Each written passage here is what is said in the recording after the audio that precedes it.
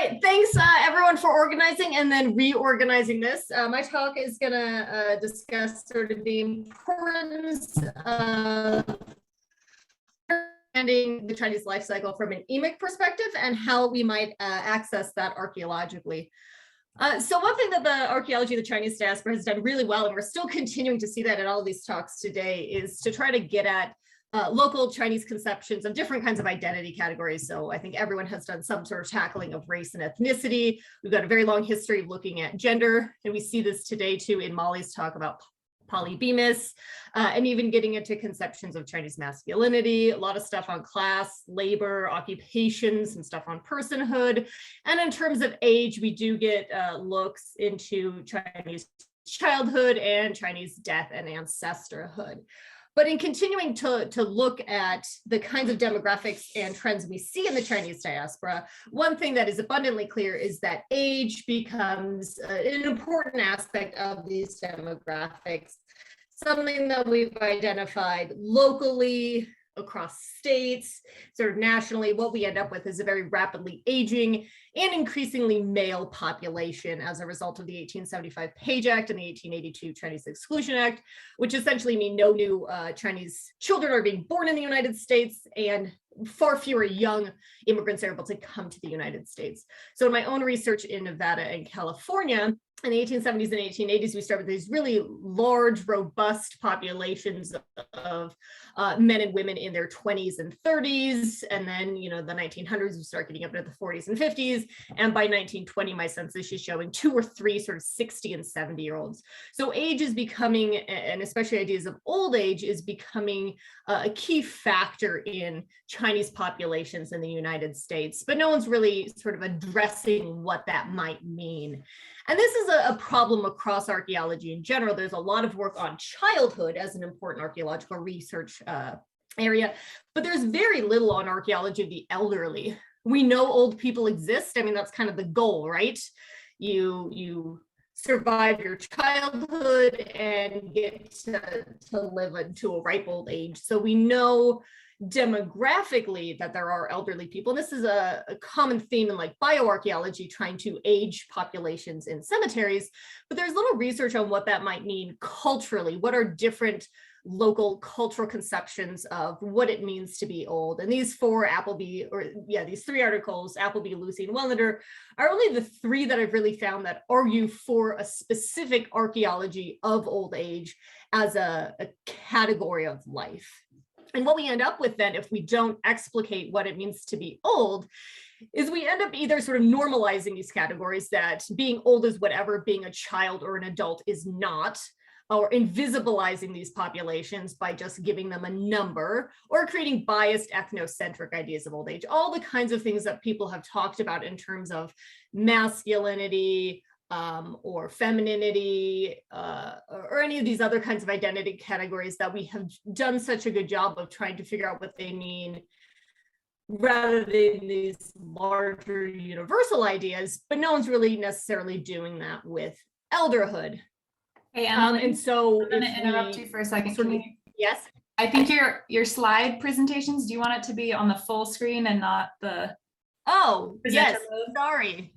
I have 2 screens going. Oh, okay. Just wanted to check. Everyone gets to see the next slide. It's like a spoiler alert. No. Okay, let me try it this way. No, wait, I see what I need to do. Just all part of the trying to figure out where Is it doing it now? You started the sharing. There you go. Okay, thank you so much. So basically, like, it's important to really sort of get at these cultural ideas of what old age may mean. And with the Chinese diaspora, we know we have an increasingly elderly population. So in my own research on Bodhi and Aurora, we have photographs of some of these older individuals who are still sticking around. Charlie in this 1960 photo worked as a hotel cook, and he may have been around 63, dying sadly when he was robbed and beaten when he was 67 in 1920, but he's still working at this age. So as part of this research, I couldn't really find a clear sort of this is what the Chinese life cycle is article. So I just cobbled one together from a whole bunch of other different kinds of stuff. And largely the Chinese life cycle is based on Confucian ideals that still persist today. I'm going to focus on old age here, but it's not working. You may notice here that adulthood, the end of adulthood and the beginning of old age is a bit fluffy. And that's because I found a lot of different kinds of things for women. Basically, adulthood sort of ends when your qi, your body's natural life force that you're bestowed with at birth, begins to decline. For women, it was believed to go down starting around 49, 7 being the number of yin, so 7 times 7. For men, 8, the number for yang, so that starts to decline around 64. But most of the sources agreed that 60 was an important age. And even today, there's sort of an auspicious big birthday party given around the age of 60.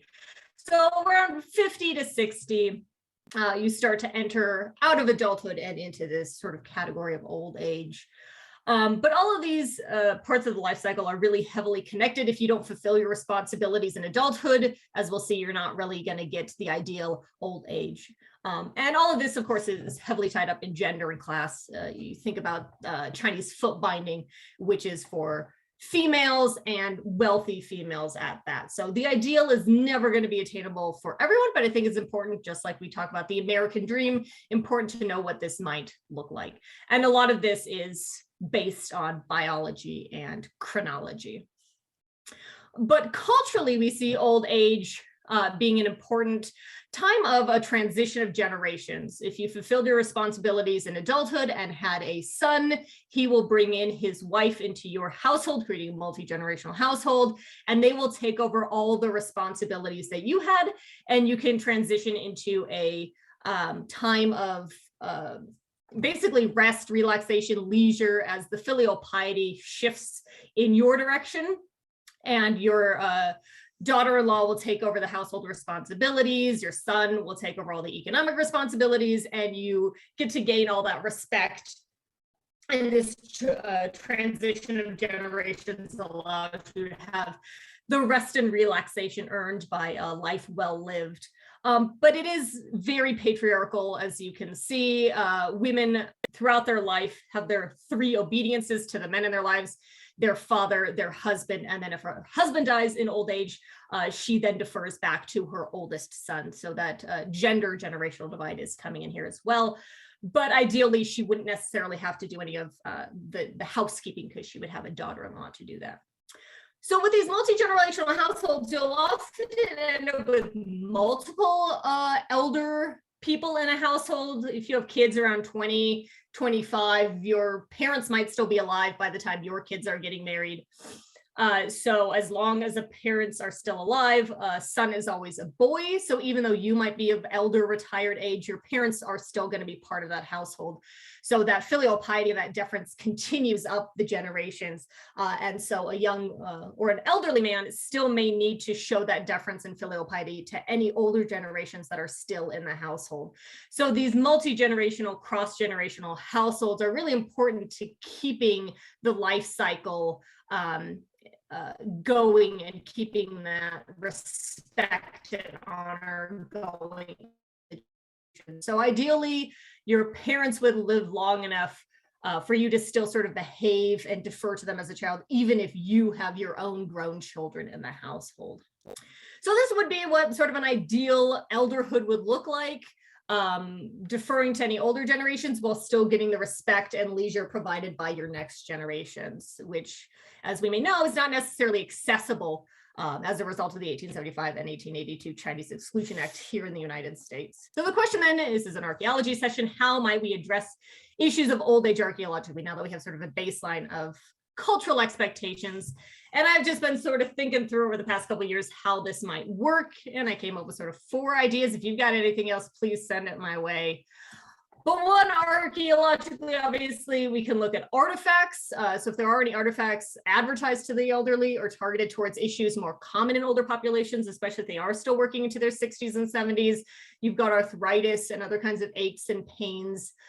In one Lovelock archaeological collection from Nevada, they found, quote, eye medicine for old ladies. Mellon's food that I found at a woodcutting camp was advertised towards infants, invalids, and the elderly, basically people without teeth. So there could be products targeted towards elderly populations that may give us an archaeological, beyond just historical evidence that old people, elderly generations were at these archaeological sites. But because this isn't something that necessarily gets addressed a lot in the archaeology of the Chinese diaspora, there may be specific Chinese artifacts associated with older populations that we just don't know about. So this is definitely an area of inquiry that should be ongoing. Historically, and something that is done often is following an individual Chinese person over time and following their life cycle. Again, Molly gave us a really great example of that with polybemis today. But one thing we can do is start thinking about how these people may or may not have been able to live up to the goal of a nice leisurely retirement once they hit old age. So I followed China Tom from Bodie. He came to the United States around 17 or 18 in the late 1800s. He ended up marrying a woman to a lack potentially of Chinese women in the area in his 1940s. She already had several children. They had more children together. And then according to Forest Service records, he was able to retire and buy a ranch in the area and get out of the woodcutting industry in his late 60s. So in this way, you can see he's sort of meeting the benchmarks of what an ideal Chinese life might look like, creating a large household full of children, getting married, and being able to exit the labor market. But he's missing sort of the ideal dates by about 10 years in each case. But perhaps his expectations are changing by coming to the United States, or perhaps he is sort of trying to live up to what his home culture may want. We can also potentially, something I've been floating around, is take a phenomenological approach, especially as so many of these older generations are still working. And this is something that has been looked at bioarchaeologically, looking at stress markers of those who were working on transcontinental railroads, laundries, woodcutting camps. How might older people have navigated the world due to arthritis, life of hard labor that may make physical movements different than when they were younger?